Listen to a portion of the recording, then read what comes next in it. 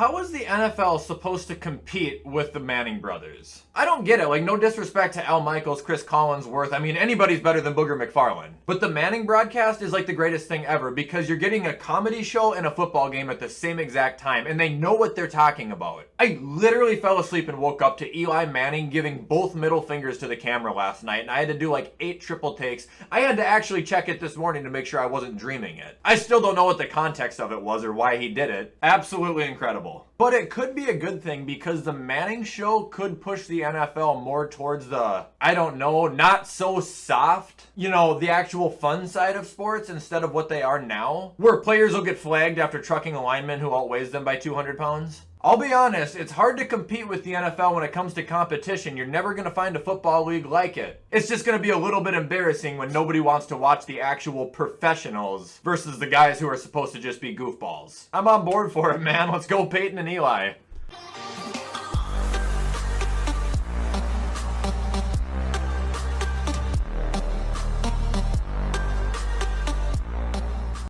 Alright, what is up guys, and welcome back to another video. Today's video we are going to be returning to Blank versus the World. I'm sure you can tell by the title it's going to be Cooper Kupp today. I think we were talking about this in my Twitch or something like that. At least people were talking about it, and then I was like, did somebody say Cooper Kupp versus the World? And I'm actually going to stick with it. For people who don't know how these videos work, I'm going to be taking Cooper Kupp and then every other, well, notable or starting wide receiver in the league and telling you if I would take them above him or below him. However, you cannot put anybody on the same level, meaning at the end we can determine what number I see Cooper Kupp ranked as. It's really weird. The last two I've done, I did a quarterback and a running back, and they both were at like 12 and 13, so I'm wondering where Kupp is going to end up. Anyway, before we start the video, guys, head over to gfuel.com, use code WyattzWorld, save yourself a discount on any G Fuel products. Alright, Cooper, here we come.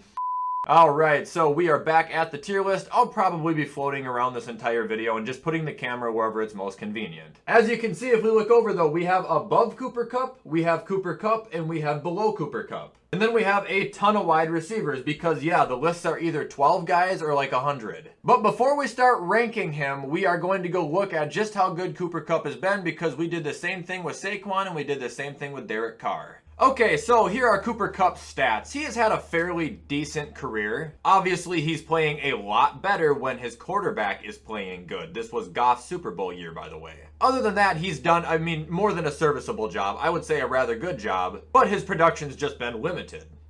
Alright, so let's get this thing started. I actually moved all the rookies up to the top because I'm going to be putting them all below Cooper Kupp. Nothing against them, nothing against their skill. They've only played like, what, 3 professional games of football? I'm not going to take any of them over him.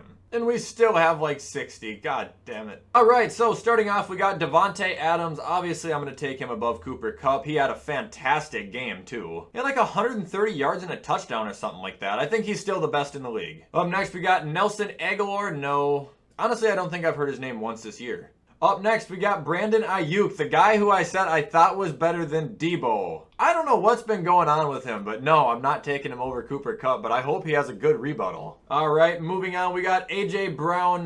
This is a good one. I don't want how good Cooper Kupp is playing right now to interfere with his overall status versus any of these guys. He's playing out of his mind right now, man, so it's gonna look a lot better. I'm gonna be honest though, no, man, I'm taking AJ Brown over him. AJ Brown has been unbelievable since he entered the league, and I think that he is going to continue to be unbelievable. I hope his injury isn't too severe. Up next, we got Keenan Allen. Yeah, come on, dude. Keenan's still one of the best in the game, too. He's weird. He either gets you 100 yards in a game and no touchdown, or he'll get you a touchdown and not 100 yards. Up next, we got Robbie Anderson. Dude, they're about the same damn player. They have the same role, or at least they had the same role. I'm going to put Robbie below, but not by a lot. Robbie's really underrated, and he is good. Moving on, we got Cole Beasley. I'm sorry, man, but no. You guys see he got 11 receptions on Sunday? PPR owners got like 20 points out of him. Up next, we got Tyler Boyd. Man, their stats have got to be close. I'm not moving my camera again, but year-wise, they're actually extremely similar. Obviously, Cooper Kupp's having a far better year this year, and I think also it's kind of a Robbie Anderson situation. By a tiny bit, I will take Cooper Kupp over Tyler Boyd, but I love Tyler Boyd too. Up next, we got Antonio Brown. Oh, shit. it. If he would have continued what he did week 1 over these last 2 weeks, I might have let that influence me enough to take him over Cooper Kupp. But where he is right now in his career, and I respect everything he's done, but I wouldn't take him over Cooper Kupp. Moving on, we got Kelvin Ridley. I would by a little bit. After 3 years in the league, he had 26 touchdowns. Abso-fucking-lutely. All right, moving on, we got CeeDee Lamb. Ooh. I'll explain this in a second, but not yet. Up next, we got DJ Chark. No, but I think he is good, and he's shit on for no reason, and Urban Meyer didn't like him for no reason, and he's been good ever since he came in the league, and people fucking hate DJ Chark for no goddamn fucking reason. Stop hating DJ Chark. Up next, we got Chase Claypool. Not yet. I do think he's good, though. One of the few on the Steelers I don't hate. Up next, we got Brandon Cooks. Dude, I was thinking about this one before I even started this, and yes. 100%. I'll explain it right now, and I'll show you. Let's do a visual representation. Okay, this is Brandon Cooks' career. The thing about Brandon Cooks is it doesn't matter if you have Drew Brees. It doesn't matter if you have Tom Brady. It doesn't matter if you have Jared Goff. It doesn't matter if you have Deshaun Watson. It doesn't matter if you have Tyrod Taylor or Davis Mills. He is the same exact receiver, and he's fucking good. We don't know that about Cooper Kupp yet. As far as we've seen, he's only good when his quarterbacks are outstanding. All right, up next we got Amari Cooper, and this is the one I wanted to talk about just briefly. I might be one of the few who actually still think this, and it's not by a large margin, but I still think Amari Cooper is actually slightly better than CeeDee. And I think Cooper Kupp is right in the middle of these two. I would take Amari over Kupp, but not CeeDee, but CeeDee's not far from it.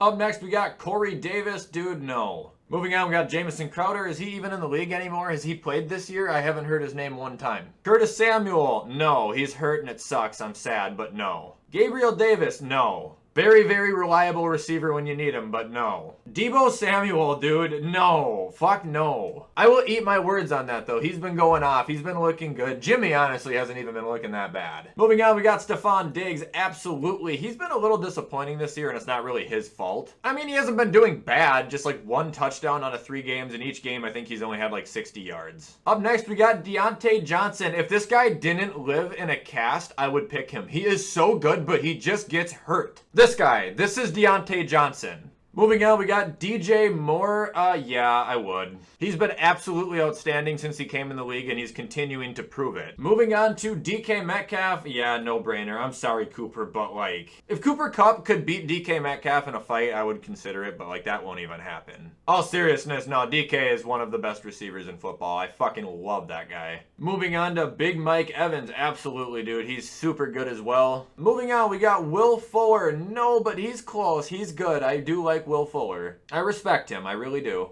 Up next, we got Michael Gallup. No. Weird to say that he is the worst receiver on Dallas, but he is. Up next, we got Chris Godwin. This is what I was thinking about when I saw this list right away because I don't know. He's super good, and I would put him above most receivers in the league, but above Cooper Kupp and like up with these guys. He's close, but I don't have him there. Up next, we got Kenny Gallaudet. No, dude, he hasn't been healthy enough, and now he's on a team where his production is going to be absolutely awful. Up next, we got McCole Hardman. No. T. Higgins, close, but no. I think he's very good. He's just like Tyler Boyd. All their receivers are so good at Cincinnati. Moving on, we got Tariq. Yeah, I would. He hasn't been doing all that good. The Chiefs just haven't been doing that good. That's the problem. But I'd still take him over Cooper Kupp. I still think he's top 5.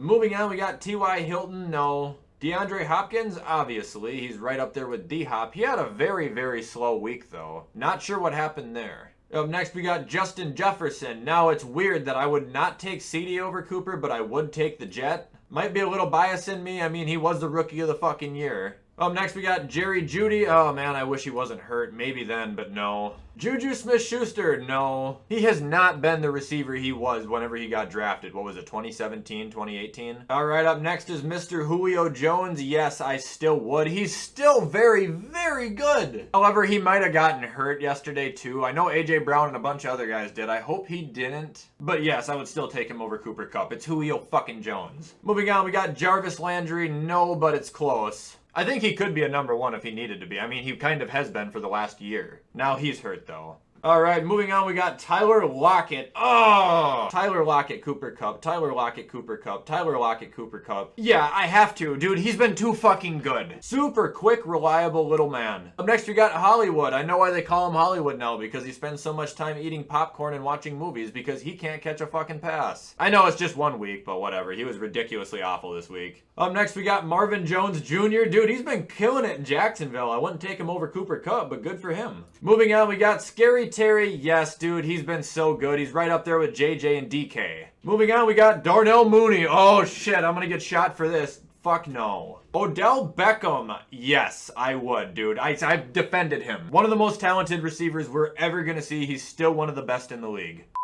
Up next, we got Devontae. You can park your ass below Kupp. Michael Pittman? No. Jalen Reagor? No. Allen Robinson? I think he is better than Cooper Kupp. I just think his dog shit quarterback situation is what's holding him back. So yes, it's just unfortunate. Laviska Shenault? Where has he been? I haven't heard his name either, but no. Up next, we got Cortland Sutton. No, at least not yet. I mean, if he has a huge comeback year, maybe. He was really good before he got hurt. Adam Thielen. Oh, man, it's close. Honestly, if Thielen was like 5 years younger, I would, but I can't, dude. He's like 32, and he's still playing at an elite level. But it's starting to look like they're transitioning him into just a touchdown machine. Moving on, we got Michael Thomas. Yeah, honestly, I would. Can't fucking stand the guy, and I do think he's a slant machine or a curl machine. I think he's a dump-off machine. He's still physically gifted, though, and I'd take him over Cooper. Moving on, we got Mike Williams. I don't even know how much you guys can see anymore. There's just too many goddamn people on this fucking list. I would not. I do think Mike Williams is good, and he's going to have a huge year. He is having a huge year, but just not yet.